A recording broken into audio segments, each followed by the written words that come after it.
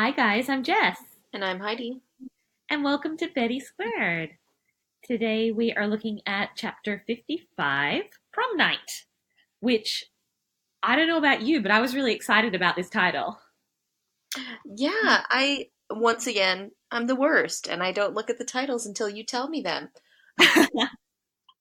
But but now that you say that, I definitely know the movie reference and or movies because I believe there's original and a remake, Yes, there are. and Uh-huh. then they definitely correlate to me.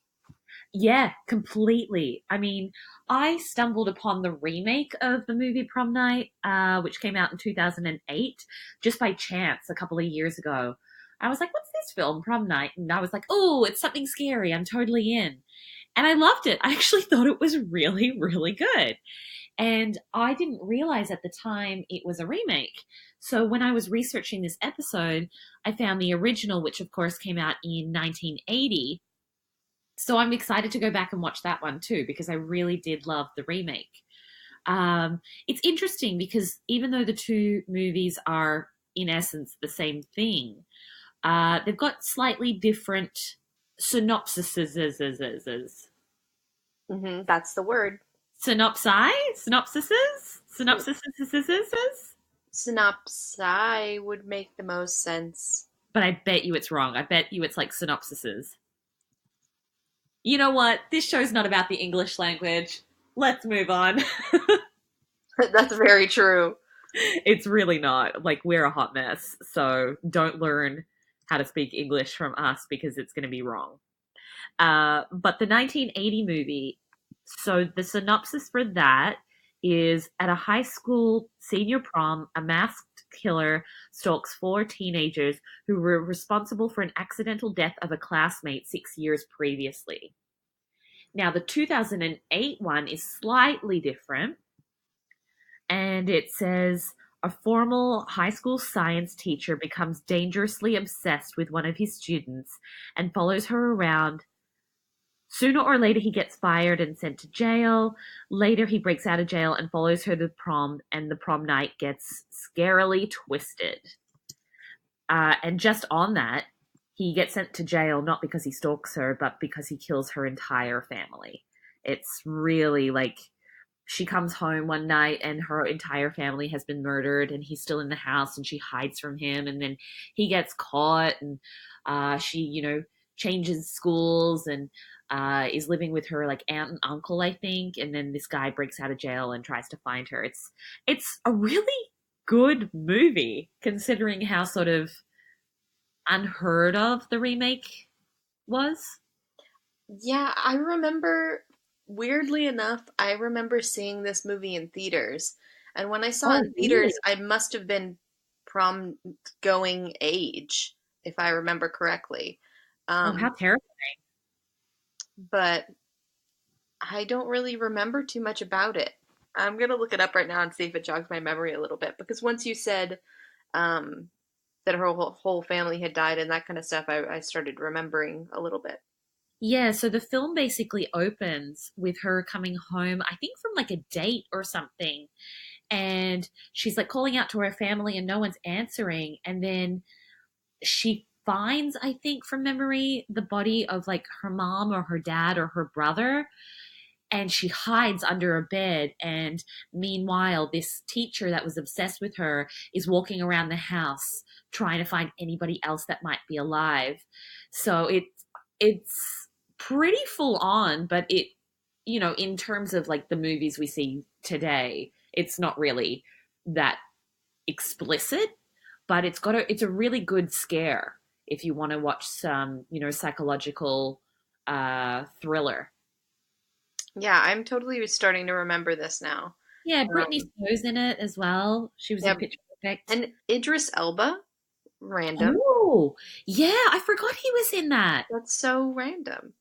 I'm gonna have to Um, watch this afternoon, I think. This is on my agenda. but yeah, to completely date myself, I was 16 when I saw this movie. And so how many years older am I than you? I don't know, Like three or something? something like that. Yeah, but I mean, like I said, I only watched this film a couple of years ago. Like, I didn't watch it when it first came out. So I was definitely well in my 20s by the time I watched this, possibly even in my 30s, if my math is correct, which it's usually not. But again, this is also not a math show, so welcome. Or a show where we talk about our ages. Oh, Lord. No, it is that sometimes, actually. It really is, because I'm like, I'm 100 years old. And you're like, you're not 100 years old, Jess. And I'm like, I am, but you're sweet for saying. Well, where would you like to start with this episode? I have got a fair amount of notes, but most of mine are kind of negative, actually. Oh, interesting. Interesting. Yeah, Um, they're negative, but I enjoyed this episode. It's weird. It's more just like poking fun at the fact that Riverdale tried to pull a fast one on you, and you're like, that wouldn't actually fly in real life. oh, interesting. Let's start with that thought because I'm not sure. Maybe it's just because of the time difference. I woke up a little earlier today to do the podcast, so I'm a little sleepy. So I don't know if that's why I'm not picking up what you're putting down, but I can't think of what part you're talking about. It's nothing specific. It was just several things as I was watching. I was like, really though? Really? And like that all sort of stems, I guess, from Hal and is he dead? Isn't he dead? Okay, so let me start with that and kind of show you what I mean when I say that I had a lot of question marks followed by an exclamation mark in my notes. So Betty gets the news last episode that Hal has passed. Now, I, for one, do not believe that in the slightest. He's far too conniving. He's far too intelligent. And he's far too much of a sociopath to just give up and die. You know, you look at movies like Halloween and what are the Jason movies? Friday the 13th and all of that. And, you know, it takes a bazillion years to kill any of them and then they're still not even dead. And I feel like that's very true of Hal and his character. Yeah, he's So, a very pure slasher villain. very much, very, very much. And so there's absolutely no way he's dead in my mind. And then FP makes this comment when Veronica and Betty rush to where the accident happened, which I'm sorry, they would not have been able to get that close. But anyway, it's Riverdale. They rush to the accident site, and FP's like, Betty, there were 5 prisoners and a driver. There were 6 bodies found.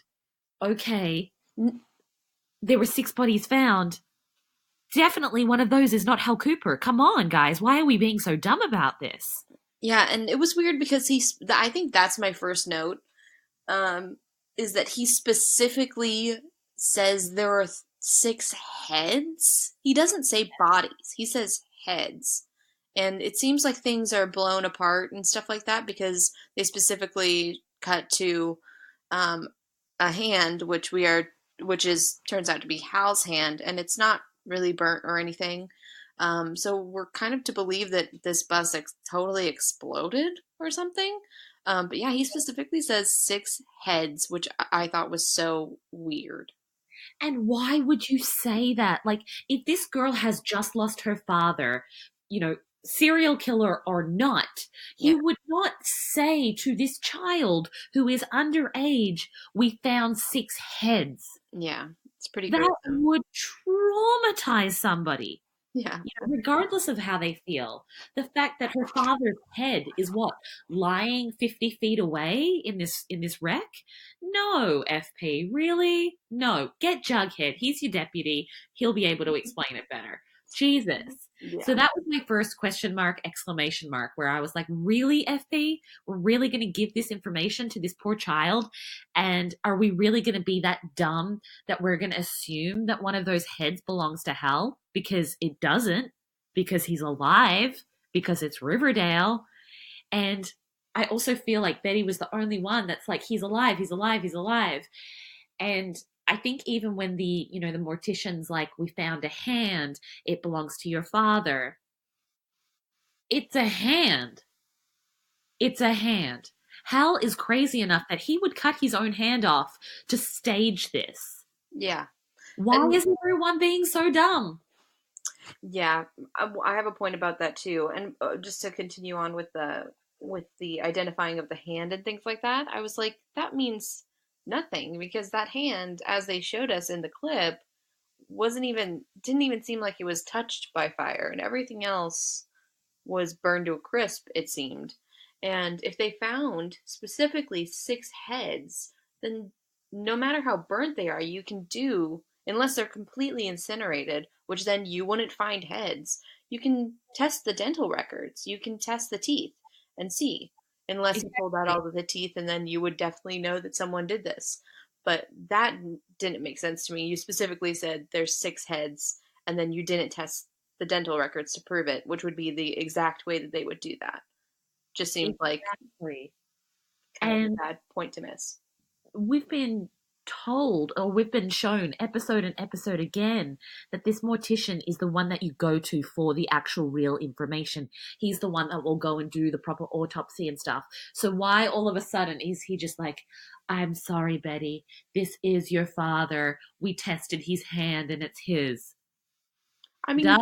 So dumb. he's Dumb. not wrong that it is her father's hand. No, Um, exactly. But that doesn't mean he's dead. no, it doesn't. Yeah, I was equally frustrated with people not believing Betty. This episode, I wrote a note.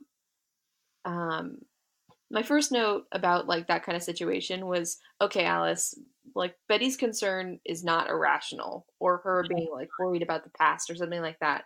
That whole interaction was just frustrating, and I don't know if that's the feeling that they want to evoke from the situations with Alice, but it's just frustrating. It makes me not want to have those moments with Alice because they seem pointless. Right. um, but Betty's fear about her father being alive and being out is very real and like palpable, and not her being stuck in the past or not being able to let things go, or it has nothing to do with that. Like that doesn't even make sense. And then I had another note where it's just all caps and I did periods in between each word. I said, people not taking Betty seriously is fucking annoying. It so is. And like nobody has taken her seriously for the longest time now and it's so awful and she doesn't deserve it. She has been in this for the longest time on her own. And now everything she has feared has come to light and she's still on her own. Yeah. And at least I know Jughead was like, "Don't worry, you've got me. You've got the serpents for protection." I'm sorry. A bunch of kids taking on a serial killer. I know we've seen it in the past, but look at how well that turned out. Yeah. I'm just like, help her. Help her. Yeah, and it's more of just like put your money where your mouth is. Like he said it, and it seemed like, I mean, Veronica and Archie were there during that conversation, so I would assume that they would kind of like agree, but they didn't really say anything. But they just need to actually do it. Like it's just really frustrating. People just aren't acting on what they're saying. I know. Oh, Lord. It's really, it's really, really frustrating. It's so frustrating. Oh, God. Poor Betty. Poor Hmm. Betty. And now she's stuck in a really bad situation, but we'll talk about that later. Yes. But Well, that's why I had so many question marks and exclamation marks, and I've even got more of them as we go on. But that's what I wanted to, talk about in regards to Hal. Oh, actually, final note about Hal. Why is he trying to hurt Betty? I think it's that thing where he is the Black Hood. Like, like, Persona? yeah, there seems to be a slight, like, mental break or kind of split personality thing that they've been doing with Hal since he was the Black Hood, where he kind of goes into this, it seems like he kind of goes into this zone and is just kind of like murder machine, Jason, Michael, blah, blah, blah. Yeah, At least that's what I can infer. Maybe there's a deeper reason for it, but um, that's kind of how I see it. I don't know. very unusual.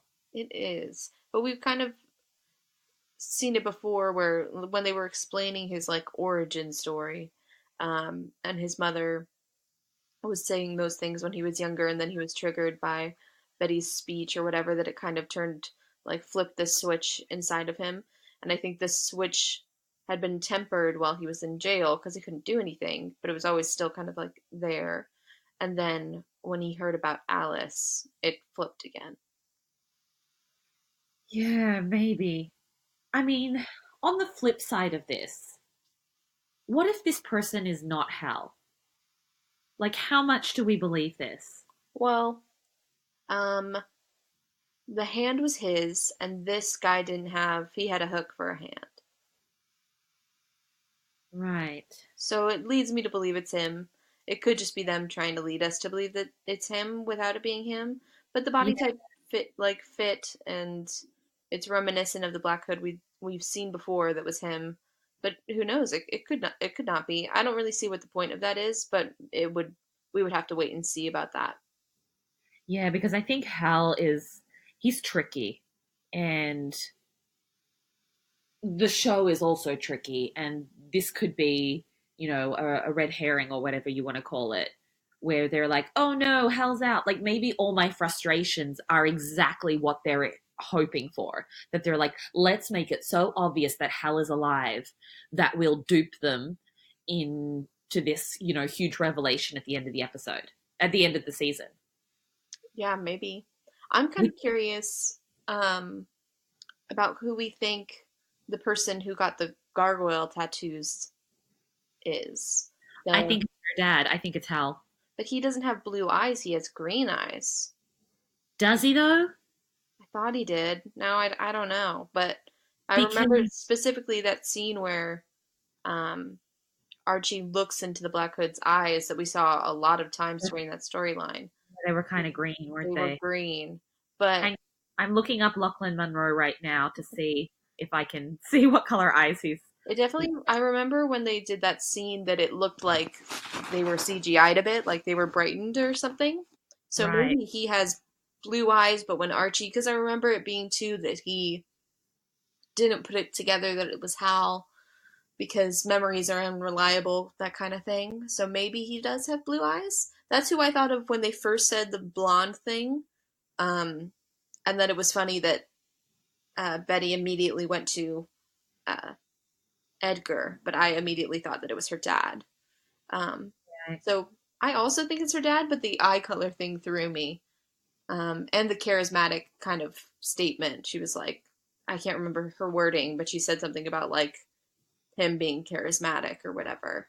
And I was like, I don't Okay. know if Hal's charismatic. 100% Lachlan Monroe, who plays Hal Cooper, has blue eyes. Interesting. So it must have been that Archie was having like didn't have a reliable memory about the eyes thing, and that's why he never put it together that it was Hal, Could be. and why they Or so specifically showed us that he had green eyes. also remember as well that Hal actually didn't play the Black Hood, the actor himself. Like Lachlan didn't Yes. play the Black Hood because that's what you do when you're trying to, you know, turn away an audience member. And Yes. remember, initially, it wasn't Hal. Remember, it was the janitor. I mean, it wasn't actually the janitor, but the janitor was dressed up as the Black Hood. Do you remember that? Where I do remember the janitor, but I'm thinking of the scene where uh, the the Black Luke? Hood shot his dad, Yeah, and yeah. that's the scene I where they remember showed the more. green eyes. I do remember more green eyes. Yeah, you're right. But So I don't know. I don't know. It could just be a consistency thing, or it could be, yeah. I would describe Hal as charismatic. Yeah, He's when not the he's on his game, most. I guess. I beg your pardon. When he's on like his game, when he's being like Hal Cooper, Right, you know. right. It was. I really liked that they showed us the Gargoyle King and the Black Hood in the same frame because I was like, okay, so this is meant to make us think that Hal is not the Gargoyle King. But remember, the Gargoyle King just kind of disappeared. That could have been anybody that he asked them to dress up like that to, get the suspicion off of him. I'm starting to think it's actually all connected. Yeah, I think so too, because especially because they said I pay attention a lot of the time um, to other than like the visual storytelling, giving us clues to what's to come and things like that. I also pay attention to the things they say because everything that's said on a TV show or in a book or whatever is important to like where the story is going to go. And Right. we're always getting like hints and things to what could happen or what's going to happen. So they said specifically, like Betty and Jughead said something about how now there's two serial killers to worry about. There's the Black Hood and there's the Gargoyle King. And yeah, I agree. I don't think there's two. I think it's all one situation. Yeah, agreed. And on that as well, a weird observation that I had, and I don't know if you felt the same way. At the end when she's running away from the Black Hood, and she's just seen the Gargoyle King, and she hides herself under the stairs where Jughead was sleeping in season 1. You know that part? Mm-hmm. Did you find it weird that Jughead knocked on the door, and that door specifically? Yeah, I mean, but that's how horror movies go. Okay, so you know what it did for me? Hmm. It actually has now put a red flag over Jughead. No. I know that sounds really stupid, but I was like, that's kind of weird. How did he know she was in there? And why did he knock? But how could he have done that? Because when she was getting chased, they specifically show him in the prom, um, being like, "Where's Betty?" Okay, well, so then maybe it's just a stylistic choice that I'm like, why did he knock? And how did he know she was in there? Unless he saw her go in there, in which case he would have seen the Black Hood trying to get in as well. Like that didn't really work for me. I mean, it's like a horror movie trope where someone's hiding from, the monster, the villain, or whatever, and then they get a knock on the door that's from one of their friends, and the friend doesn't see the monster, like that. I've seen that before in horror movies, so it wasn't weird for me because of that. Okay, because I was gonna say I've seen that a million times. I pretty much only watch scary films because I just love them so much. Yeah, same. But that just threw me. I was like, if they didn't do the knocking, if the door just opened and it was Jughead being like, Betty, are you in here? Like, that would have made more sense for me. But because he knocked, and because she was under the stairs of all the places she could have been, that made it weird. And that made me think Jughead had something to do with it, which I know he doesn't, but I don't know. It was a weird moment for me. Yeah, I see that. Yeah. Um, But yay that Mary is back to completely redirect the conversation. yeah, and yay, finally someone is saying so, even though it didn't work out in the end, she's just gonna let him do it. Talking about the boxing thing. Yeah, now I'm confused about the boxing thing. First of all, again, here come more of my question mark exclamation marks where I'm like, what? This doesn't make sense. Okay, is he no longer in trouble for the manslaughter? Yeah. Okay, I think I must have missed that because I was like, oh, Mary's coming to town. It must be because of the court case, blah, blah, blah. And I was like, oh, nope, we're not doing that anymore. Yeah, I remember you saying something about it yesterday. I don't know what I'm saying. I remember you saying something about it the last time we talked about the last episode that but I wasn't sure because I wasn't sure if the court case was still up or not. I didn't say anything, but I had the feeling that it was kind of gone. That somehow it had kind of been Swept under the rug or whatever. they had kind of finished it, and I can't remember what the context was for it. Okay. But then, even still, Archie's like, I'm never boxing again. And that's like not even remotely hinted at this episode. He's like back in the ring, he's fighting, he's training, he's suddenly doing this competition, he's thinking about making a career out of boxing. I'm like, oh, okay, we're just going to do a complete 360 and pretend like last week's episode didn't happen. Yeah, basically. And did you know that Veronica was his manager? Well, she was kind of acting as it last episode. I think this was the episode where they just kind of made it official that she was really, you know, Looking after him. looking after him.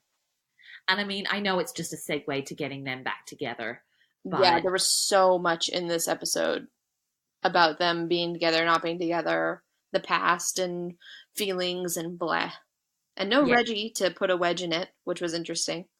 I also thought that was really interesting as well. I was like, wait a minute, she's still technically with Reggie. No, they broke up.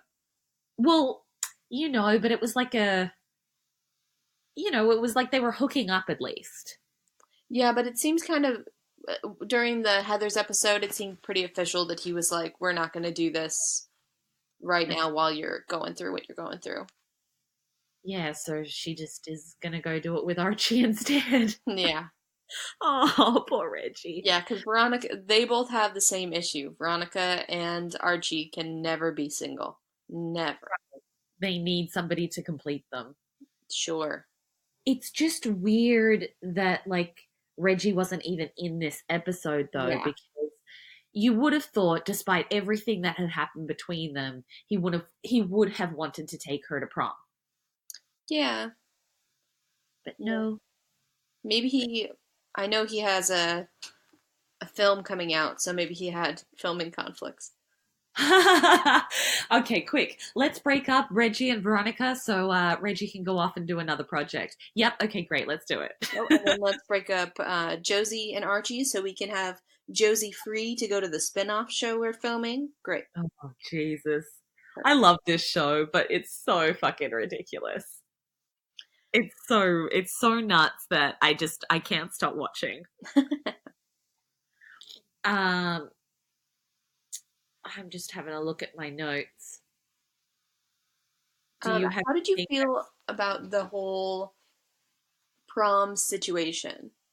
Because I definitely felt like when they were talking about when kind of Cheryl first came in and mentioned prom, and they were like, "Do we do that here or whatever?" I was like, those comments are a little too meta. It's a little too on the nose. Like, I don't mind a show being aware of itself usually, but I kind of don't think Riverdale is the show for that.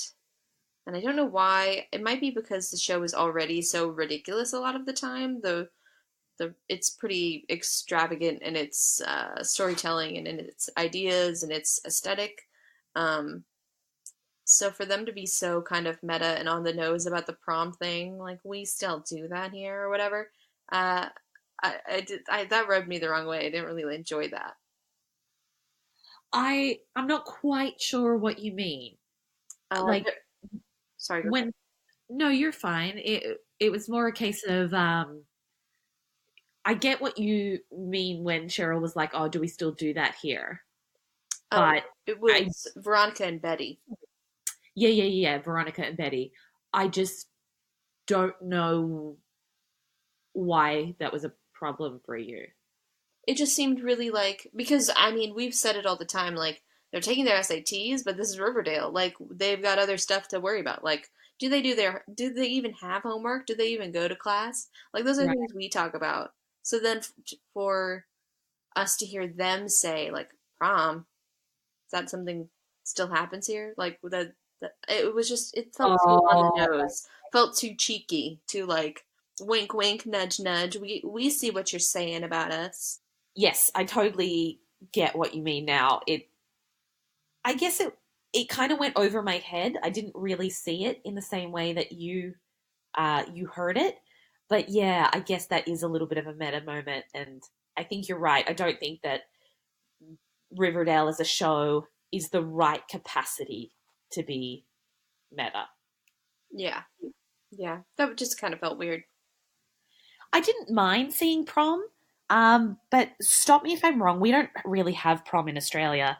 Isn't prom like the very last thing you do before you graduate? No. So, like, kind of in a sense, it's one of the last few things you would do, but there's also junior prom. So they were going to their junior prom, and Oh, because I was like, wait a minute, are they graduating and going to college? We haven't even really done that storyline yet. no. So that's why I was a bit thrown by that. But if it was junior prom, okay, cool, I get it. Yeah, And because junior year would be the year where they're figuring out where they want to go to college, where they want to apply to college, taking the SATs, which is all stuff they've started doing. And Veronica even specifically said, homecoming to junior prom or whatever. She said something like yeah, that. But it is the last big dance because in American high schools, we have lots of dances. At least if you go to a high school that lets you have dances. If you go to like a private religious school, they probably won't let you do dances and things like that. But for like a regular public school, like Riverdale High would be, um, have lots of dances. Prom would be the last one. It usually takes place right around now, in real life, May. May, maybe June would be the time for prom.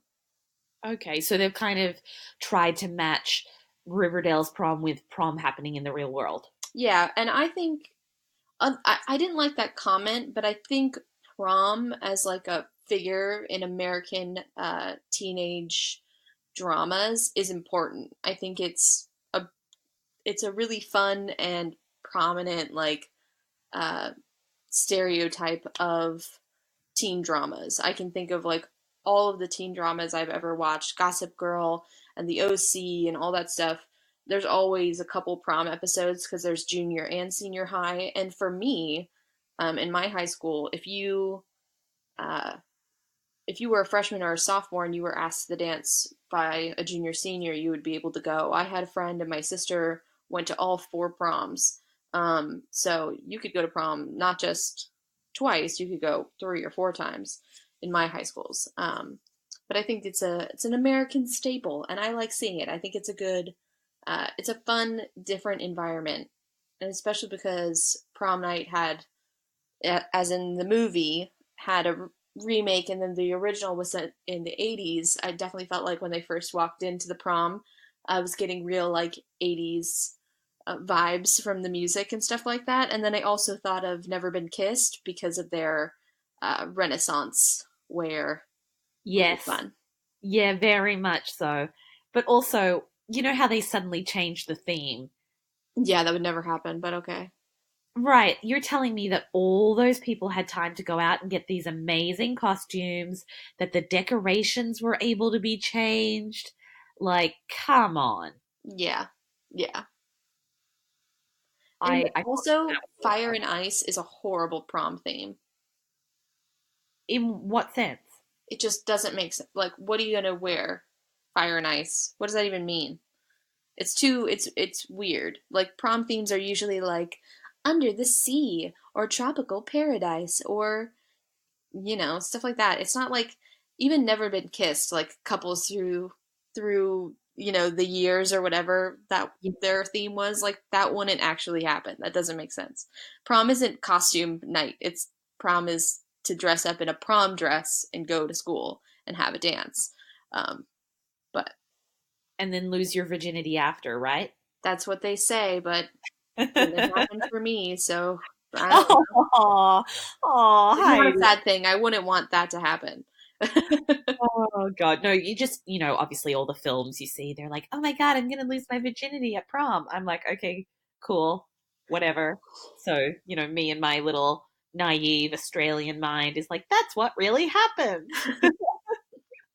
But I guess not for our heroes of Riverdale because they're already sexually active. Yes, Doo that's very doo. true. And for us Southern California prom goers, at least as far as my experience went, after prom, you went to, In and Out and you got some food, and then you probably went to someone else's house and for wilder teens maybe partied, but for us, we sat in the dark and played stupid games and were dumb and slept on each other's couches, and that was basically it. That sounds like my kind of prom. Yeah. Now, I want to talk about the fact that the last time Betty was at the farm, She was literally chased to the point where she had to run for her life because the farmies were after her. Now, when she gets the news about Hal being in this accident and supposedly being dead, but she doesn't believe it, we see her at the farm talking with Alice. So, am I to believe that she freely just goes there and walks in the door after that terrifying moment where they chased her down and banged on her car? I mean, yeah, I guess All I have so. to say to that is question mark, exclamation mark. Yeah, it is Because very weird. I hadn't really thought about it that way. I don't know why. I just, of course, she goes to try and tell her mom, but um, once you bring it up again, I'm like, oh yeah, that is weird. That's really weird. I would think I would never want to go there. But maybe it's just her concern for her mom outweighs her preservation instinct. you know what it is? It's dumb. That's what it is. Dumb. It is dumb. You're right.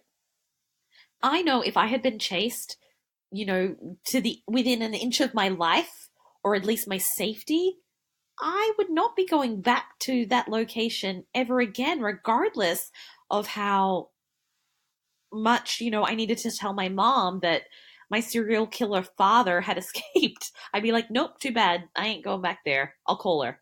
I'll send Well, her a text. yeah, and it did strike me how blasé she was with Cheryl. Like Cheryl was one of the people who was chanting at her and chasing her down. And then Cheryl comes in and is like, "Vote for me and Tony for prom queens." Like, are you a sociopath? Like, what the fuck is wrong with you? You are psychotic, you know? Yeah, but speaking of Cheryl, it looks like she's having second thoughts about being a farmie. Yeah, it does look that way, and I hope that's true. It also looked like Tony wasn't very impressed with Evelyn. Didn't she really didn't seem to like Evelyn. Not that Tony necessarily seems to like many people, um, which is fine. I don't either. Um, but I thought that was interesting, an interesting dynamic. They definitely, as much as they maybe enjoy Edgar, they definitely don't enjoy Evelyn, which seems to be a folly in the farm's whole plans. If they're going to have some co-leadership and she's going to be in charge of the kids, you would think that she would have a better relationship with teenagers. Totally. And what I also thought was weird, Cheryl acknowledged the fact that Evelyn is not the age that she said she is. Hmm. So, first of all, if Evelyn has got the people that she needs, why is she still going to the school? And secondly, if these people know that she is older than she originally said and she shouldn't be in high school because of her age, why don't they feel betrayed by that? That's a good point. Why don't they feel like they've been duped or they've been tricked? Because I know, like, if I was in the farm and then suddenly I found out, oh, wait, Evelyn's like in her late 20s and she's not a teenager, I'd be like, really, bitch? You pretended to be a teenager so I would join your farm? Well, fuck you. I'm out of here. Yeah. It just seemed weird. Seemed very strange. Yeah, it is super weird. What's your next note? Oh man, we've jumped all around. Let me We see. really have, but I had a lot of frustrations with this episode, even though I freaking loved it, especially the way it ended, that I have to just get it out as I think of it because otherwise I might explode. No worries. Um, I thought it was just on the same note about the farm. Excuse me. I thought it was interesting that Evelyn said something about, do you want, basically like, do you want to be prom queen or do you want all eternity with the farm? And I thought that was interesting. I was like, is this a religion now?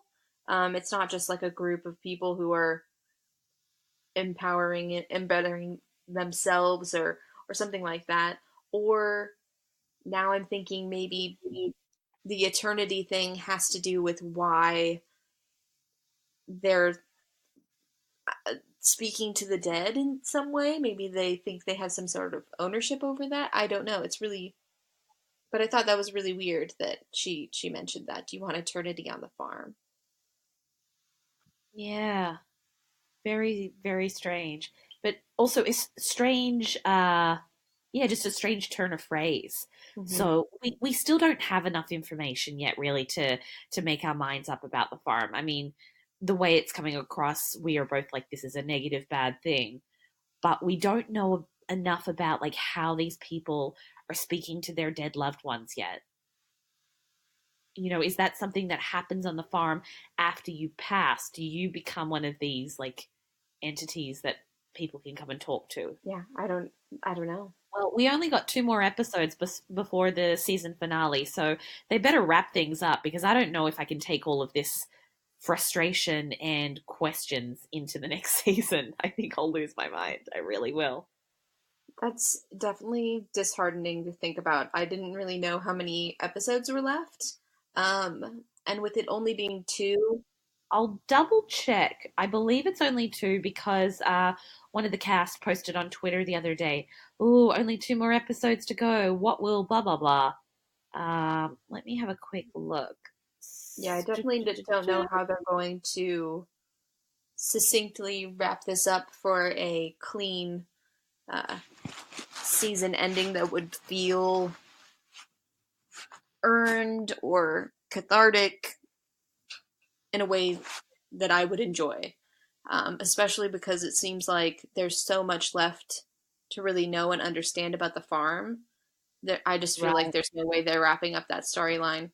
Maybe they'll wrap up the Gargoyle King and the Black Hood because it seems like they're connecting those two things instead of Gargoyle King and um, and the farm. It seems like they're going to connect those two instead, and maybe they'll wrap up that. But even then, I don't really trust that they wrap up anything because we've had the Black Hood come back so many times. Yeah. I don't know either, but I can confirm we've only got two episodes left, so only two more weeks of Riverdale for I'm guessing the year. I don't know. Probably I they'll don't. start filming again in the fall, I would think. Yeah, so I hate when it goes dark for a couple of months because then you and I don't get to do Betty Squared, That's very and that true. makes me sad. It is But sad. we'll work out something, I'm sure. Yeah. Yeah. So yep, two more episodes until the end. So I don't know how things are gonna wrap up or if they will, but yeah. Just very quickly, as I was looking for the episode guide to see how many episodes we had left for the year, I saw a photo of Chad Michael Murray with his shirt off. And because obviously, like you mentioned last week, Riverdale must always have a topless man of some description in this episode. It's usually Archie. This episode, we got Archie, we got Mad Dog, we got Fangs, and we got Chad Michael Murray. And the person who has posted this photo on the TV Time app is like, oh my God, this is so fucking hot. And it's just two photos, front and back, of Chad Michael Murray with his shirt off. Wow. Wow. But you know what? I was not sad about it.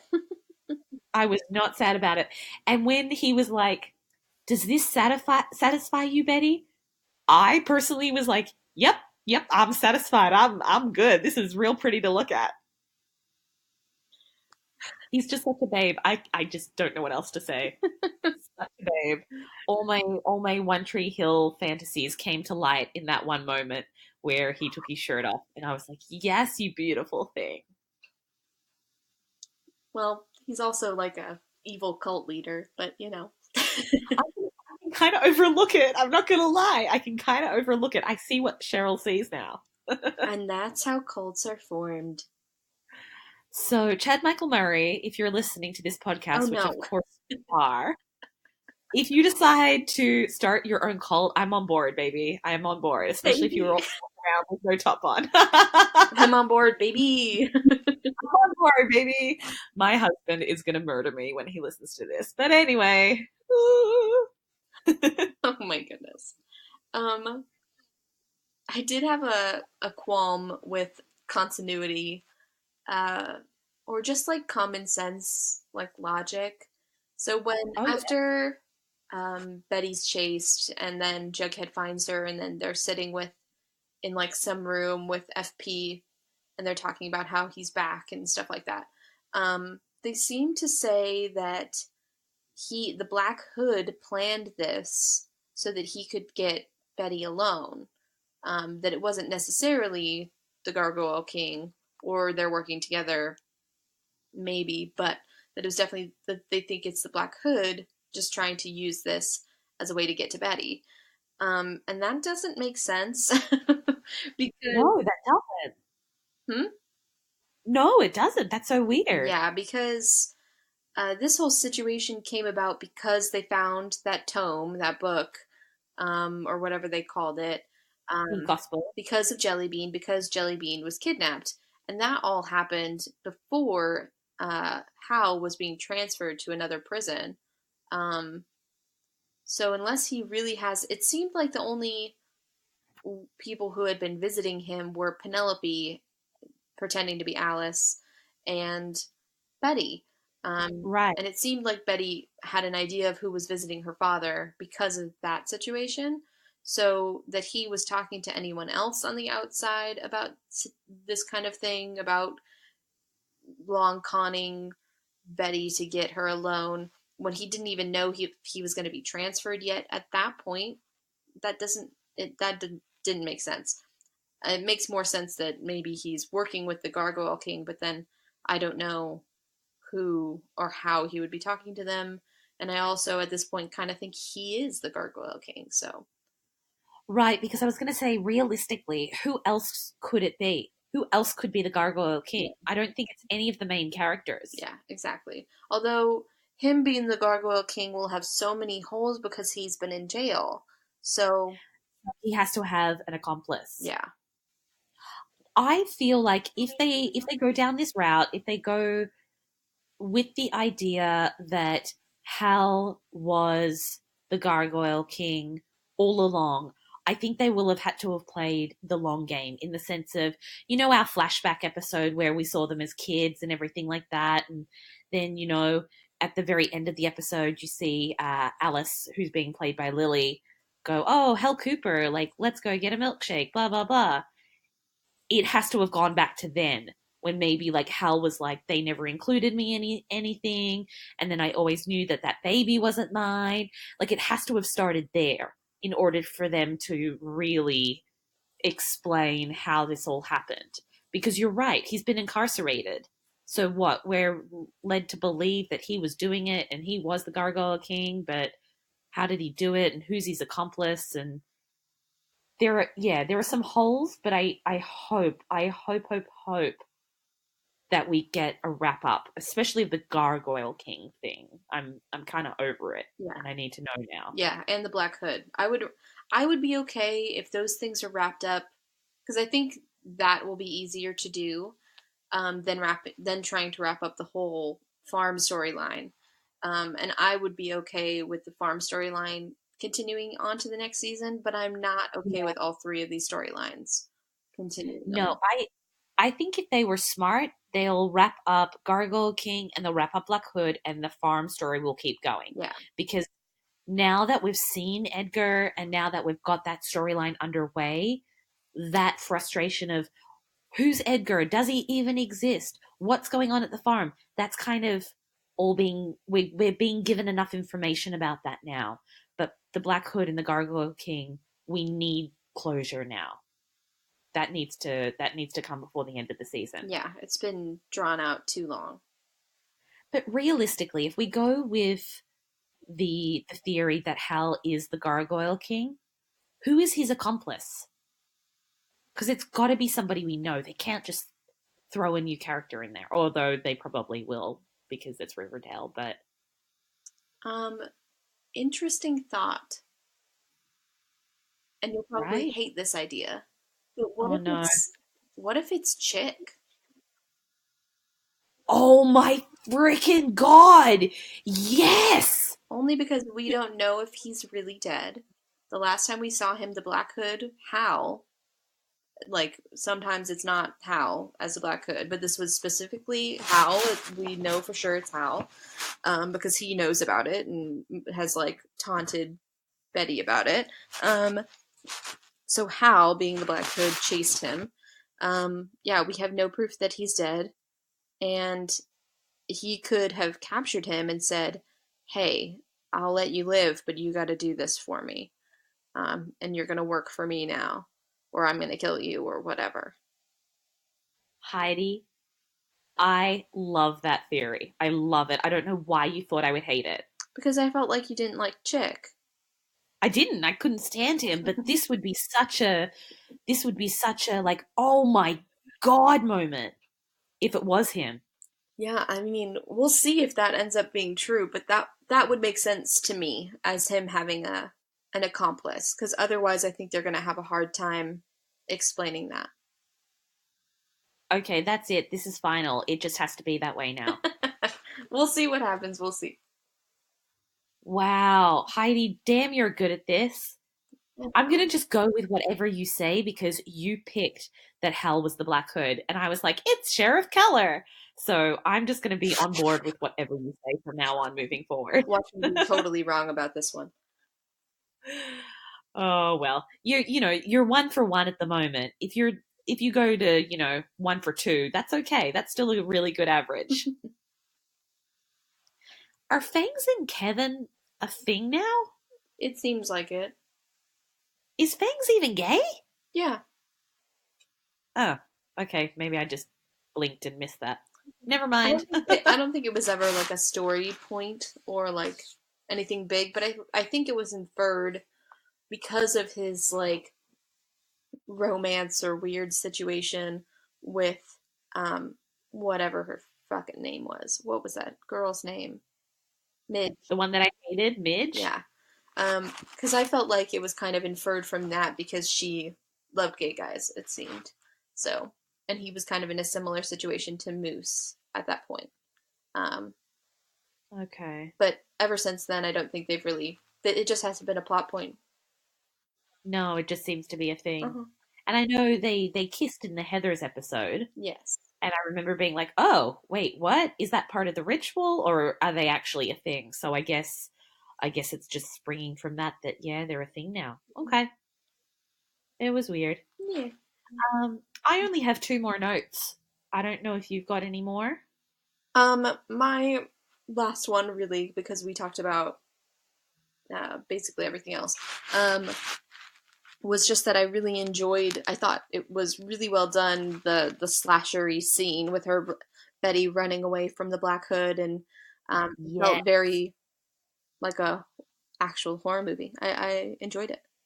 I did too, and it's funny because one of my notes is really, really nice camera work and editing Yeah. in those scenes. Really, like whoever directed this episode really knew what he wanted out of those scenes, and it was perfect. Hmm. I was very, very impressed. Yeah, it was the same with that, that huge fight scene, a couple of episodes back where the serpents were going through the apartment building Yes. for the yeah, where they were all fighting and Jughead got thrown out the window and things like that. That was really beautiful camera work and really tight editing.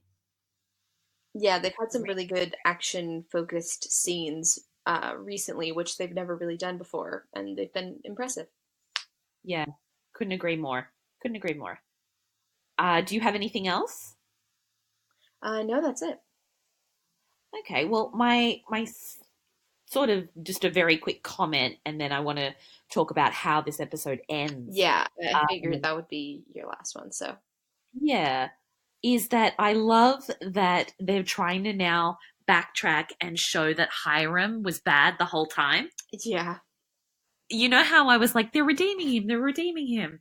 They were, I believe. And now that Gladys is gone, they're like, quick, we need to actually show that Hiram was bad the whole time. And look, he actually really owned Pops the whole time and he just gave Veronica a fake deed. Bullshit! Bullshit! He really sold it, but now they've got to make it out like he was really bad. So quick, let's backtrack and pretend like he was bad the whole time. That's all I'm going to say about that. I was just like, no, you're lying to us. But okay, I'm still on board. Yeah, as always, the Lodge storylines just don't get me. No, me either. They're just frustrating, but Riverdale needs a baddie, and it may as well be Hiram, I suppose. Good lord. So, I mean, let's now change direction and talk about how this episode ended because my jaw literally dropped on the floor. My note about it is dead. I'm dead because they finally got our girl. But yeah, we always kind of figured that if they got her, it was going to either be her infiltrating or maybe them actually brainwashing her. But I'm kind of excited about this because it definitely leaves her open. She's still completely skeptical about them. So we're gonna get to see her sleuthing and some of that stuff. And I'm excited to see what the farm is about when they're not just being creepy and wearing all white. See, I I disagree. I actually think that she is now going to be a farmie. I don't think she's going to be investigating. I think she's so frightened she had no choice but to stay with them, and I think she's going to be brainwashed now. I think they're going to start to share some of their stuff with her, and she may be more on board than we would like. But it's interesting because I never thought Betty, under any circumstances, would stay. I really thought we would see her continuing to fight and fight and fight, and then eventually the farm would come undone. I mean, the bow can only bend so far until it breaks. I figured we would see her there at some point in one way or another, and that they had to have some sort of storyline or big tragedy thing that brought her there.